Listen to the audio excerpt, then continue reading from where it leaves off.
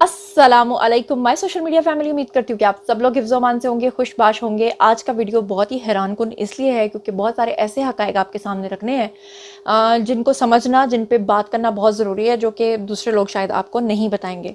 तो सबसे पहले तो मैं आज आपको मुबारकबाद देती हूँ कि पाकिस्तान की जुडिशरी का जो नंबर 129वां है पूरी दुनिया में, यानी बहुत ही नीचे है। आज उसी अदलिया के निज़ाम के अंदर, अदालत के निज़ाम के अंदर एक बेहतरी ये आई कि आज पाकिस्तान की 76 साला तारीख़ में पहला वो दिन था, यानी आज का दिन एक तारीख़ बन गया है। और आज का दिन वो दिन है जिस दिन पहली बार टेलीविज़न स्क्रीन्स के ऊपर, मेन स्ट्रीम मीडिया के ऊपर, टेलीविज़न के ऊपर आप लोगों ने ओपन हियरिंग सुनी प्रैक्टिस एंड प्रोसीजर बिल की। और मज़ेदार बात यह है कि जस्टिस काजी फाइज़ ईसा ने पहले दिन आते ही सबके छक्के छुड़ा दिए। इससे भी बड़ी मज़ेदार बात यह है कि उन्होंने जो प्रोटोकॉल लेते हैं वो प्रोटोकॉल नहीं लिया।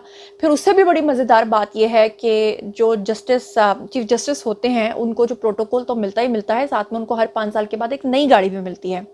जस्टिस काजी फाइज़ ईसा ने जब हलफ उठाया था सन 2014 से लेकर अब तक, तब से लेकर अब तक जो है उनको हर 5 साल के बाद, यानी जो भी जज होता है, जो सीनियर जज होता है, उसको हर 5 साल के बाद एक नई गाड़ी ऑफर की जाती है।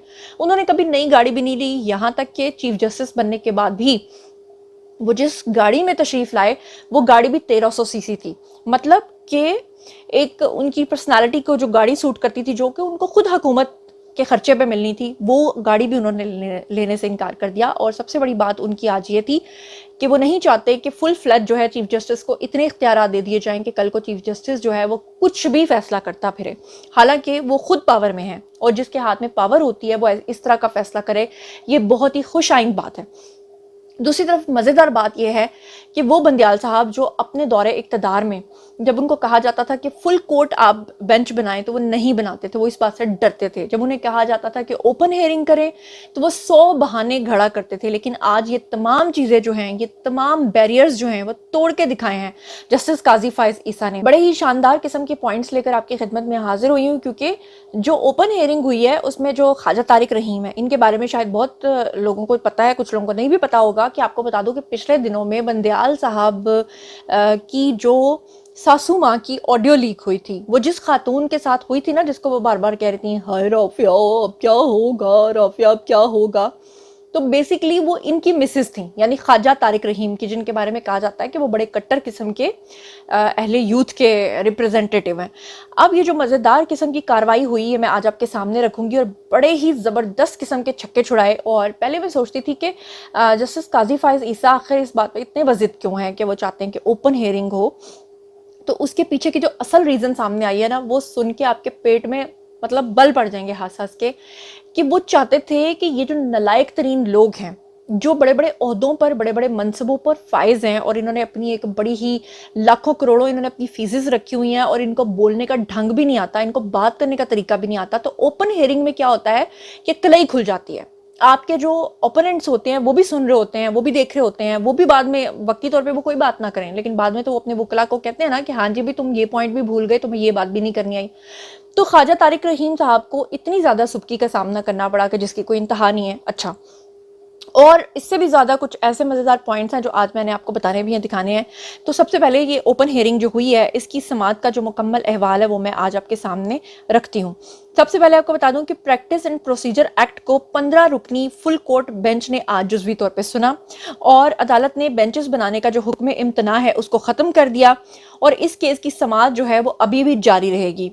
पाकिस्तान डेमोक्रेटिक मूवमेंट हुकूमत के बनाए गए प्रैक्टिस एंड प्रोसीजर बिल पर, यानी साबिक चीफ जस्टिस उमर अता बंदियाल ने हुक्म इम्तनाद दे रखा था, और अब नई सूरत हाल में बेंच की तश्कील जो है वो चीफ जस्टिस 2 सीनियर जजेस की मुशावरत से करेंगे। यानी कि पहले क्या होता था कि चीफ जस्टिस जो हैं वो खुद ही फैसला करते थे, अब वो 2 जजेस की मुशावरत से ये सब कुछ किया करेंगे। अच्छा, इससे भी मज़ेदार बात यह है कि चीफ जस्टिस ने 25 सितंबर को हर फरीक को तहरीरी जवाब जमा कराने की हिदायत भी की है, और साथ में ये भी कहा है कि जो समाअत है वो 3 अक्टूबर तक जो है वो मुलतवी की जाती है। दौरान समाअत जो है चीफ जस्टिस काजी फाइज ईसा ने सबसे पहले बात की और उन्होंने कहा कि वो आज खुद नोटिस का इख्तियार छोड़ने को तैयार हैं। यानी चीफ जस्टिस जो हैं वो आज खुद नोटिस लेते हैं, तो उन्होंने कहा कि वो इसका इख्तियार छोड़ने को तैयार हैं और ऐसा इख्तियार उन्होंने कहा कि मैं नहीं चाहता जिससे अदलिया की आज़ादी पे कॉम्प्रोमाइज़ हो। चीफ जस्टिस ने एक और मौके पे कहा कि अदलिया से भी गलतियां होती हैं। इससे पहले आज तक किसी चीफ जस्टिस ने अपने मुंह से ये नहीं कहा कि हमसे नाउजुबिल्ला कोई गलती हो सकती है। उन्होंने कहा कि अदलिया से भी गलतियां होती हैं और मिसाल के तौर पे उन्होंने जिन रेफरेंसेस का जिक्र किया उसमें उन्होंने कहा कि जुल्फकार अली भुट्टो केस में गलती हुई, यानी उनको फांसी देना एक सरीहन गलती थी।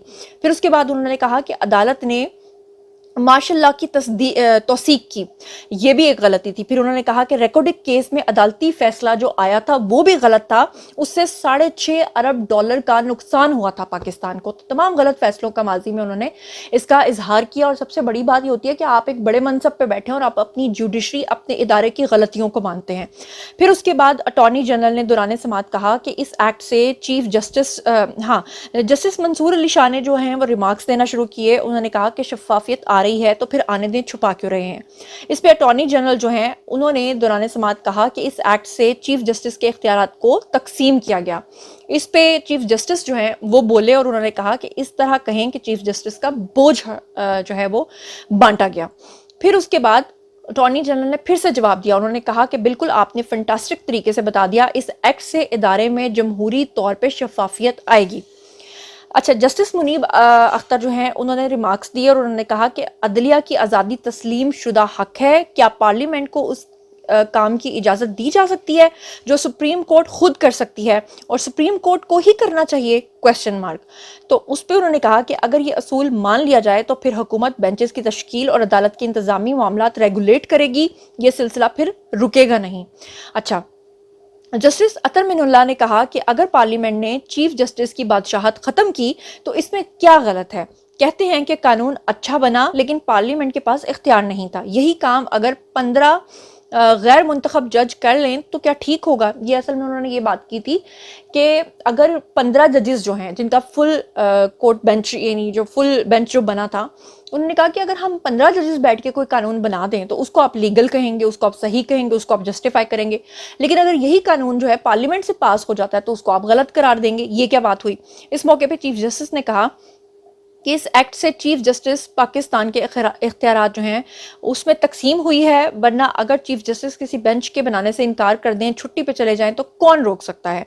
अच्छा, अब मज़ेदार बातें जो हुई हैं आज की इस पूरी ओपन हियरिंग के अंदर, वो बड़ी मज़ेदार हैं जो मैं आज आपके सामने रखना चाहती हूँ। स्क्रीन पे आपको वीडियो नज़र आ रहा होगा, ये बड़ा ज़बरदस्त किस्म का मुकालमा हुआ ख्वाजा तारिक रहीम के साथ काजी फाइज ईसा साहब का। उन्होंने कहा कि ठीक है जी, आप बड़ी बहस कर रहे हैं और आप कह रहे हैं कि चीफ जस्टिस के जो इख्तियारात हैं वो कम नहीं होने चाहिए। उन्होंने कहा जी आपने दरख्वास्त दी फ़र्ज़ करें और कहा कि जी बहुत ही अहम केस है, इसको लगना चाहिए, मैं नहीं लगाता, ठीक है मेरी मर्ज़ी। तो फिर उन्होंने कहा कि मैं 10 साल उस केस को ना लगाऊं तो आप कुछ कर भी नहीं सकते। यहाँ हम आइन से पहले अल्लाह को जवाब दें। यानी उन्होंने कहा कि चीफ जस्टिस के पास इतनी पावर हो कि कोई बंदा बहुत सीरियस केस है और मैं कह दूँ जाओ मैं नहीं लगाता, जाओ मेरी मर्जी, तो फिर क्या कर लेंगे। तो इस पर उन्होंने कहा कि हम जो हैं वो आइन से पहले अल्लाह को भी जवाब दें, खाली आइन को नहीं हमने देखना कि आइन ये पावर दे रहा है चीफ जस्टिस को कि वो 10 साल तक कोई केस ही ना लगाए। और फिर उन्होंने कहा कि मैं जब चीफ जस्टिस हूँ तो मेरी मर्जी नहीं होती। चीफ जस्टिस काजी फाइज ईसा ने ये जो मुकालमा है ये ख्वाजा तारिक रहीम से किया, वही जिनकी मिसेस की ऑडियो मुबैना तौर पर लीक हुई थी। यार अब क्या होगा। अच्छा जी, आज पूरा दिन ओपन हियरिंग की वजह से मीडिया को ज़ाहिर बात है बहुत मौका मिला, तो ऐसे में बहुत सारे जो सहाफ़ी हज़रात हैं उन्होंने अपने अपने तज्ज़िये जो हैं वो पेश किए और उसमें कहा ये ज़्यादातर सहाफ़ियों ने कि उन्होंने कहा कि पिछले चीफ जस्टिस उमर अता बंदियाल का प्रैक्टिस एंड प्रोसीजर एक्ट पे ऑर्डर इतना खोखला था कि मौजूदा चीफ जस्टिस ने उसको सिर्फ 2 मिनट के अंदर उड़ा के रख दिया। उन्होंने कहा कि उमर अता बंदियाल को ऐसे ऑर्डर्स पास करने की आदत थी कि उनको खुद कॉन्सेप्ट्स क्लियर नहीं थे, उनको खुद कानून के बारे में पता नहीं था। وہ ہمیشہ ایسے آرڈرز کرتے تھے جن کے بارے میں وہ خود کنفیوزڈ رہتے تھے. اور جناب یاری اس سے پہلے کہ میں اگلے پوائنٹ کو ڈسکس کروں, خواجہ طارق رحیم کی ذرا یہ آڈیو سنیے جو کہ صحافی عبدالقیوم کے ساتھ وہ بات چیت کر رہے ہیں, اور کس طرح سے بندیال صاحب کے زمانے میں وہ پہلے سے پریڈکشن کرتے تھے کہ اس طرح ہوگا, اس طرح سے نیازی جو ہے وہ بندیال کو بلائے گا, پھر بندیال کو یہ کہے گا, پھر بندیال اس طرح کا فیصلہ دے گا. آپ ذرا یہ آڈیو سن لیں تاکہ آپ کو اچھے طریقے سے اندازہ ہو سکے کہ آج ایک یوتھیا کی کیا حالت ہوئی ہوگی اوپن کورٹ میں. ٹھیک رابطہ دے کچھ بھی نہیں, بس بلایا نے عمران خان کو لے کے آؤ. آرڈر ہوئے گا کہ it goes back to the high court, وہی پروٹیکٹیو بیل ٹل ٹمورو. ہاں اور آبجیکٹ کرے گا چیف جسٹس پر, ہے چیف جسٹس سے آبجیکشن کرے گا, چیف جسٹس خود ہی نہیں چھوڑے گا. وہ مارک کر دے گا انہوں کیانی نو, محسن کیانی نو. اب موسم کیانی بیل کر دے. چل اور گل کر. تو اگلے پوائنٹ پہ جانے سے پہلے ایک شعر آپ کی نظر عرض کرنا چاہتی ہوں. کہتے ہیں کہ غالب ہمیں نہ چھیڑ کہ پھر جوش اشک میں, غالب ہمیں نہ چھیڑ کہ پھر جوش اشک میں بیٹھے ہیں ہم تہیائے طوفان کیے ہوئے. میاں محمد نواز شریف جو ہیں وہ کہتے ہیں کہ کچھ اس طرح کے نقصانات ہوتے ہیں جن کا ازالہ بالکل ناممکن ہوتا ہے. کیا کہہ رہے ہیں خود ہی سن لیجئے. جو ظلم ڈھائے گئے ہمارے اوپر, کچھ تو ایسے ظلم ہوتے ہیں یا کچھ لاسز انسان کی لائف میں ہوتے ہیں جو ریٹریو ہو جاتے ہیں, ریکور کر لیتا ہے انسان, وہ ان کا نقصان برداشت بھی کر لیتا ہے اور پھر وہ نقصان پورا بھی ہو جاتا ہے. لیکن کچھ لاسز ایسے ہوتے ہیں زندگی میں جو irretrievable ہوتے ہیں, جو ریٹریو نہیں ہو سکتے.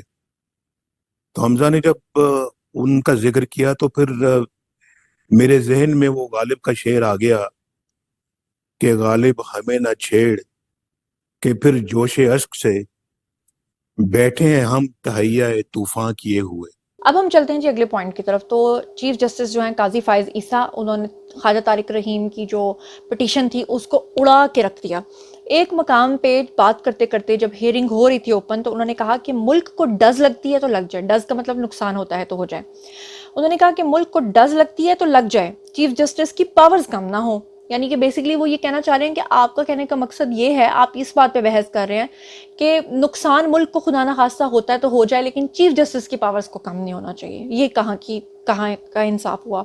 انہوں نے کہا کہ ایسی پاورز میں نہیں لوں گا. یعنی کہ یہ جب انہوں نے بات کی تو اس پہ جو خواجہ طارق رحیم ہیں وہ تھوڑے سے شاید شرمندہ ہوئے ہوں گے. جسٹس جمال خان مندوخیل جو ہیں انہوں نے کہا کہ چیف جسٹس آپ کے نہیں اس قوم کے ہیں. خواجہ طارق رحیم کو انہوں نے کہا کہ چیف جسٹس جو ہیں وہ آپ کے اکیلے کے نہیں ہیں, وہ پوری قوم کے ہیں. اور پارلیمنٹ کس کی ہے؟ پارلیمنٹ بھی اس قوم کی ہے. اور قوم کے نمائندے اگر, یعنی کہ جو پارلیمنٹ کے اندر بیٹھے ہوئے سیاستدان ہیں وہ قوم کے نمائندے ہیں, اور اگر وہ کوئی فیصلہ کرتے ہیں, وہ کوئی قانون پاس کرتے ہیں, تو اس کے اوپر آپ کو کیا مسئلہ ہے؟